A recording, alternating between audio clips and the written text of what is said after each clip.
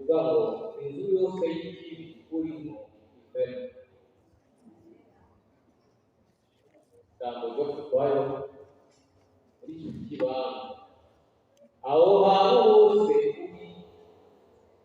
y'ikibi bayo iyo nzu yose y'ikibi urimo ifemo iyo ijambo ry'Imana. Reka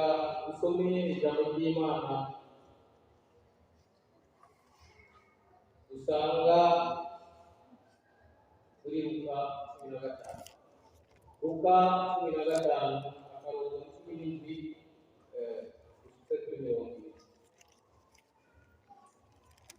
Luka 15 guhera ku wa 10 kugera ku wa 20 aranditswe. Yisubiyemo aribwira ati abacambero ba data bangana kuriya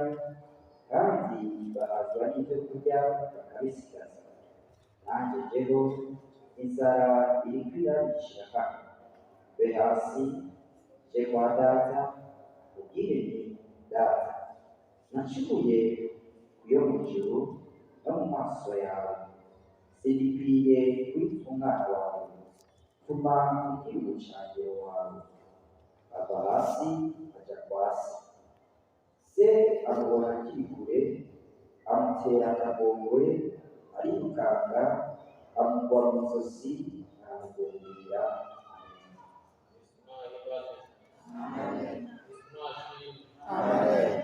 Nasubira kuvuga ngo inzu yose y'ikibi urimo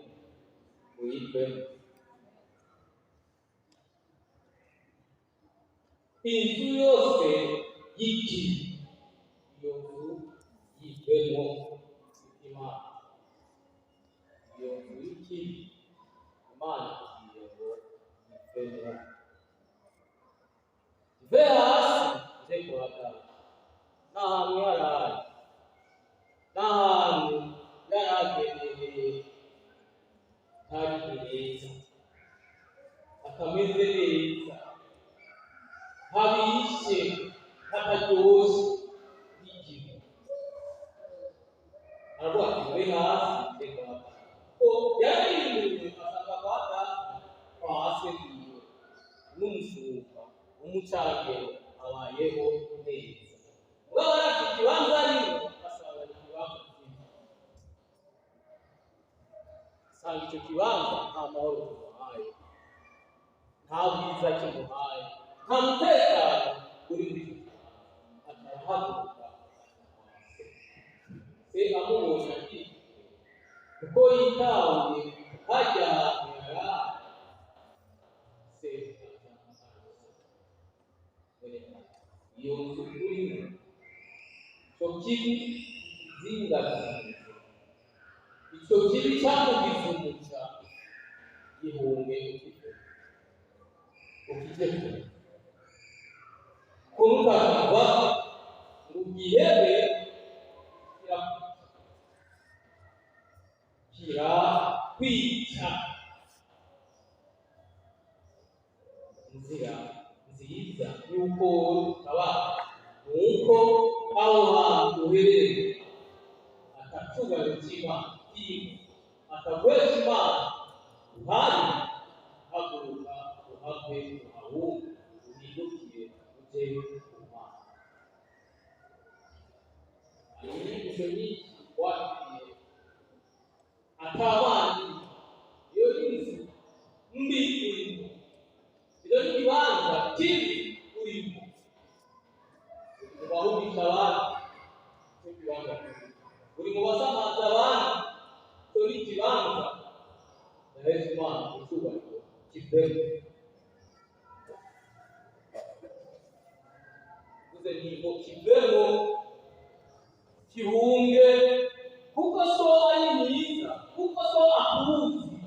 naho wapanga naho waziri niwahaguruka ayiteguye kugusanga, ayiteguye kukwakira. Ubwo ni so niba yakwiba, niba yakubyaye ni so. Ubwo mu gihe ukiri kuri ibyo bibanza kiri muri bijya bibi ariko ya muri kure na kure ntabwo rero bantu urimo uraki ijambo ry'Imana rivuga ngo nimwitahure mwisuzume hanyuma mwimenye uko mubona ibintu byiza. Icyo kibanza giteye Imana izuba urakizi kivemo itego nuko uri ngaha uvuga iby'Imana ukora iby'Imana ibyawabigereranye abaretse no kuririmba mugabo ikibanza urimo nta cyubahiro cy'Imana ibyo biteye ubwoba biteye ubwoba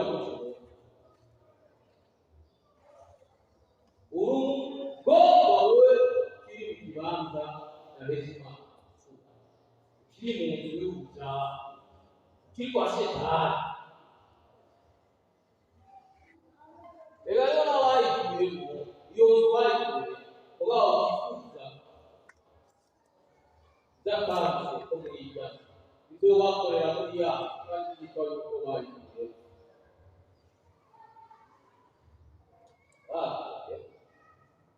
abari mu nzu y'ubutaha muri Egiputa ya Farawo kubera kutamenya ububasha bw'Imana n'icyo Imana ibabitiye imbere barashyize n'aho bifuza imva zo kwa Farawo imbere kwifuza imva zo kwa Farawo babwira Moise ngo mbega hariya nta mva ziriyo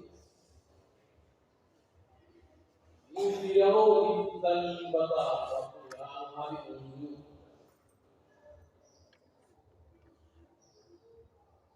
va muri icyo kibanza ndasubiramo ngo va muri icyo kibanza kidahesha Imana ukore ibihesha Imana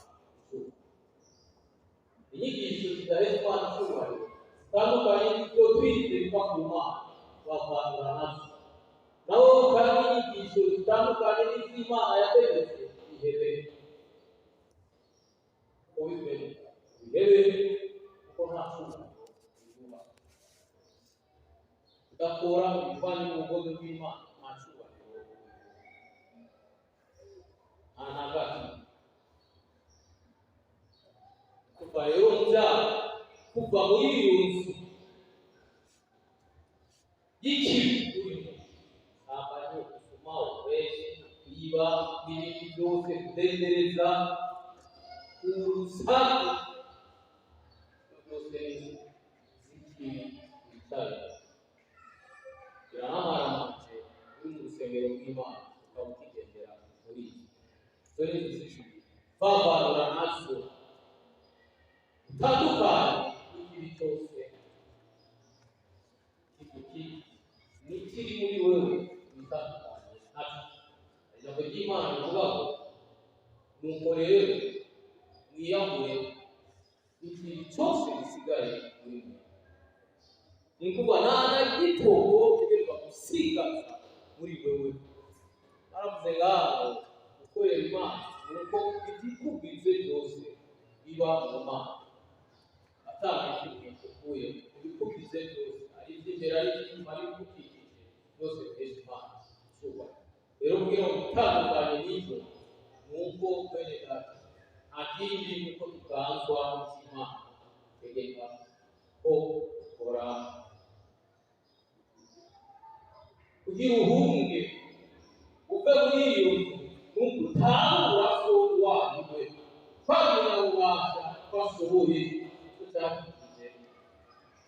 kuno yarayibutse kwa data heza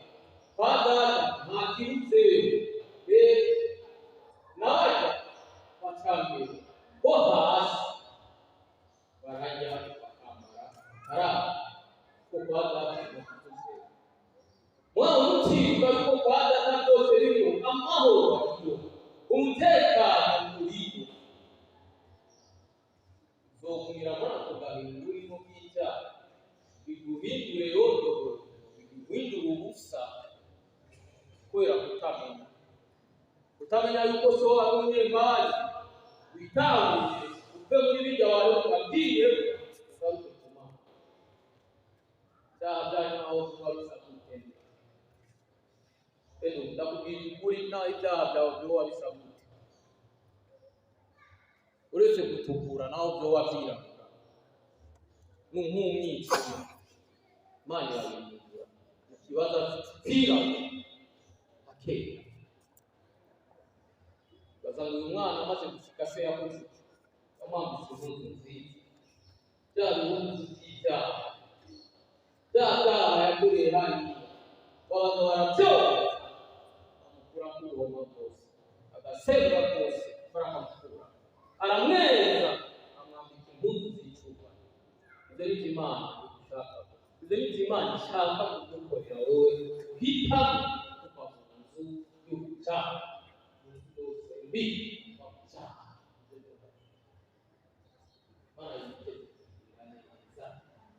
yiteze kuguhindura yiteze kukugira igikoresho cy'icungo murabo bikuvaho wewe amahitamo yawe niyo akubwira icyo Imana ishaka yuko uba uhisemo kuba umwana w'Imana umwana w'Imana maze nisukura mu ijambo ryiza cyane cyo kubaho kw'Imana ishaka tuba amahitamo yawe kuva muri byo urimo witawe ukamenya ahantu ngeze ukagarukira aha ubu busambanyi amaze nk'igihe ndabugarukira ubu wese ubu jambo uku kutumvira uku kutubaha udashaka gucika ubufira ko y'Imana ndabigarukirize ngaha mve muri ibi mo nkore ibihesha Imana rero kuva mu nzu y'ikibi byoroshye biragoye kuva mu nzu y'ikibi guhera nuguhera aruzi bya bintu rogesha ukabiri kuva mu nzu y'ikibi guhera wari umusuma bijya bintu uzi neza yuko wabifite bisubiza uri umuwezi uri umutera abo watera yego wahutse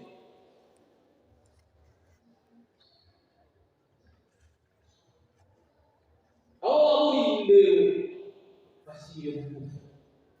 ni uguhera kuva muri iyo y'icyaha kuva muri iyo nzu y'ubucyaha kuva muri iyo nzu y'ikibi guhera ni uguhera ugahera utagisubira ugahera abantu ugahera ntube nawe bifujije ibibi byo mu nzu y'ikibi byo kwambara baje niyo mpamvu bose bahuriye kuvuga batashyize ku isezerano ry'Imana kubera batari byaba bakoreye mu nzu nawe ukareba ibyaha ukorera kuri sitasiyo z'ubuga nutava muri ibyo bibi byose urapfa inyigisho mbi zizanwa n'abapagani mutazizibukira turabe abanyemari abahirwe safura baruka izaburi ya mbere akarongo ka mbere aho tukaja mu bitabo bishasha biruzuye Yesu ayerekana abahirwe abo aribo hanyuma akandundura abahirwe nabo bose bateraniye kugaruka kwa shebuja ukugaruka kwa Kristo umuntu abera amaso ukugaruka kwa Kristo ateraniye ukugaruka kugaruka kwa Kristo nta kibi kimubaho, ntaganzwa na kamere k'umubiri, nunesha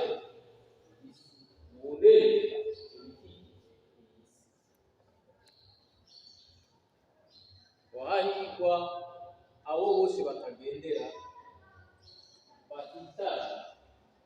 badahagara abo bose n'abitandukanye n'amazaba bitandukanye n'abacokoranye n'abadahagara mu nzira esa abanyakindi abanyabyaha wowe zuba uvuye mu nzu y'ikibi, niwahe w'ubusanga, niwahe w'ubusuma, niwahe w'ubupagani bwose bwose bufite ubutandukanye n'inzu y'ikibi. Reka ndabere Zakayo dusomere Luka 10 rero byose nawe igice cyayo cya 19 guhera ku murongo wa mbere haranditswe ngo ashikiye ariko arahaca hari umuntu yitwa Zakayo, yari umutoza kori mukuru kandi yari umutunzi. Ageza kuraba Yesu wamenye uko asa, bimwangira kubw'ishengero ko yari mugufi, arirukanga ajya imbere yurira igiti cyitwa umusogomora wa murari, kuko yagira aciye muri iyo nzira. Yesu ahashitse ararangamiza, aramubarira ati Zakayo, ururuka vuba, kuko uyu munsi nkwiye kurara iwawe. Yururuka vuba, bamwakirana akanyamuneza. Bamubonye bose baridodomba bati ko yiciye kurara umuntu w'umunyabyaha. Zakayo arahagarara abwira umwami Yesu ati raba mugenzi, umugabane w'intunga yanjye irawuhabonye, kandi umuntu wese aguze ndabimuhindukanye. Yesu amuvuga ko ati uyu munsi agakiza gashyitse muri iyi nzu, kuko uyu nawe ari umwana wa Aburahamu, kandi umwana w'umuntu yazanye no kurondera no gukiza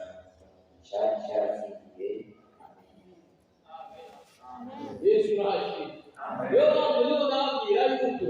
kuva muri iyi nzu y'ikibi ari umuheba, nta yindi nzira ishoboza kuva mu byaha atari kubiheba. Zakayo yari umutoza kori mukuru. Zakayo ntiyaza kwikanga ibiribwa ngo yari umutoza kori mukuru. Kuva abandi baraza kwikamba, we akaba yicariye mu kibanza cy'ibiti batunze bamuzanye, batunze begeranya bamuzanye. Ariko inkuru nziza y'agakiza imushyitseko aho yicaye mu makora adahesha Imana icyubahiro, mu busuma budahesha Imana icyubahiro, mu bukungu budahesha Imana icyubahiro, ijya ntebe arayiha amafaranga arayamuha arayatwara. Aho inkuru nziza y'agakiza iramushyitseko reka njye kwitanga, ava hasi ariruka, yari umunyacyuma arabisubiririnda. Ageze aho Yesu ari asaza no kumubona ntibyoroshye, ubw'umubiri wiwe arimo gupfira ijambo ry'Imana. Yacyubahiro cy'uko Zakayo ari umukuru w'abatoza kori mu karere aragita. Biragoye kuko aramusanyijwe kera wawubere ejo ibindi bintu. Zakayo rero yari umukuru aho, yari umukuru w'abatoza kori, yari umuntu akomeye, yari umuntu ahambaye. icyambere ntebe y'icyubahiro yiwe yarayitetse ijambo ry'Imana. Icya kabiri n'abari bamuzi yuko akomeye ntacyo byamutwara aremera kugira kugira ngo ijambo ry'Imana kugira yakira kugira ubuntu bw'Imana bumushyikire yarahagurutse arahera byose bimukikije bya hafi arahera Kristo arashitse ubuntu bumushyikaho zakayo uwo munsi ikwiye gutondarwa kubera iki ijambo ryashyize kuri zakayo uno munsi birakwiriye gutondara iwawe umwete zakayo rero ko kurondera ijambo ry'Imana. Nuko yahagurutse ava mu kibi aja gusanganira ijambo ry'Imana ukuri kw'Imana arondera Imana. Ikirushirije rero niyo mpamvu niba nakubwira ngo kuva muri iyi nticoroshe abo wize basubiza ibyo warize abo wateranyije rondera imwe gusubira kwatera babe bazima bahuze. Niki Zakayo Kristo amaze gufata ikibanza muri we ijambo ry'Imana rimaze kwicara muri we aravuga ngo rero uko nkunze byose igice cyabo kugiha abo barazi ibyo akunze byose nta mugisha byahita bizanira nta cyubahiro cy'Imana cyari muri cyo. Reka rero niyo mpamvu yabwira wa mukunzi icyo wagize n'ikindi urisha rwose hanyuma umuriro kandi uwo yize ndamuri y'icyo kingana ibaza yuko Zakayo asigaye ameze n'abagizi waranabwiye narigeze kubivuga bahise ko avuga ngo Zakayo yasigaye ari umukene w'inyuma y'abantu. Nawe rero igice cy'itatu abo abayize bose yasigaye n'ipantaro yarafise agiye guhaguruka yasanze ariyo yize yarayitanze kugira akumana agakiza yakira isumbuye nta cy'icyubahiro ufise atari ijambo ry'Imana, nta gikomeye ufise atari ijambo ry'Imana. Kandi mu gihe tutarifise ntacyo turi ijambo ry'Imana ntacyo turi tudafise ijambo ry'Imana mutamufise ntacyo mubaye tudafise ijambo ry'Imana. Hii niko ndapo ntacyo bizagukumarira udafise ijambo ry'Imana uri wewe kweli uko ukuntu kuva ku Mana aya n'amajambo avuye ku Mana siba akubwira ngo ikibanza cyose kiri ukivemo ubusukwa urimo korera Imana wikorere wewe kura ubone yuko nta kintu na kimwe kiri muri wewe niyakwitegereza usange utunganye sibyo no bibaza yuko gukora ubyereke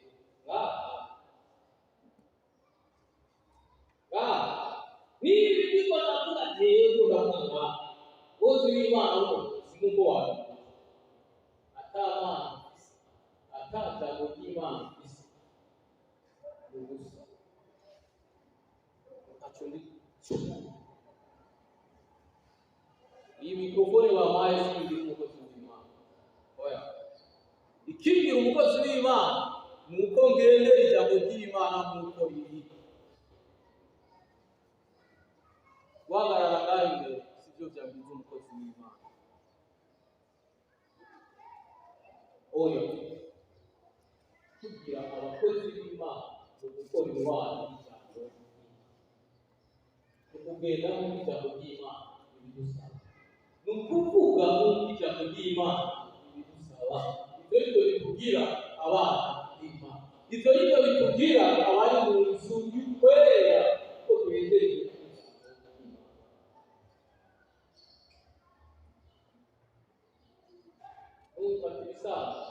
ukorere muri mwana ukorere munsi y'ubusa kora nk'urondera ngo ntukorere muri inyuma y'ubusa ubusi y'ubusa korera hejuru y'ubusa mu biharuro bifatika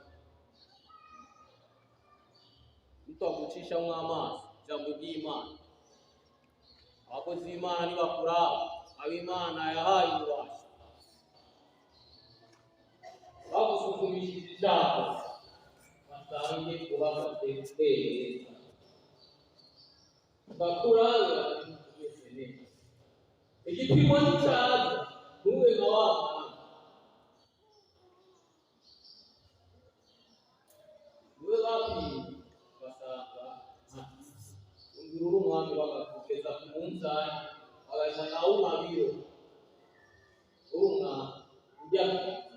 mwaba bagasanga awumabiro niba kugeza ku munzani w'ijambo ry'Imana bakagupima neza n'ijambo ry'Imana Kristo akakurabira mu ijambo ry'Imana akakurungurukirayo ntucike ivutu kuko abacika ivutu bose saba Imana Imana ibarungurutse abafise ijambo buzura umunezero buzura ubushobozi buzura inkomezi zo kurangiza babirungurutse abanyakazi kuko biyaririza icyaha Adam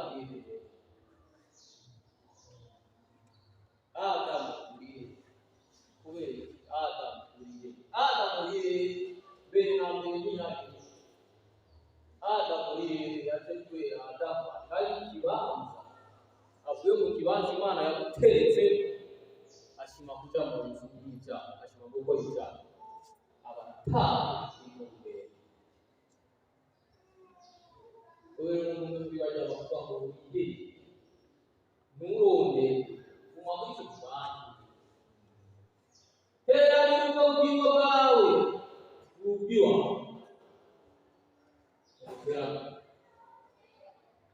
nta wundi ahari wo kurwanya ubugingo bwawe atari wowe nyine ni wewe Imana ishimwe cyane ndakunda cyane abantu babatijwe bamutse naho kuvuga ngo ubwo rero abatijwe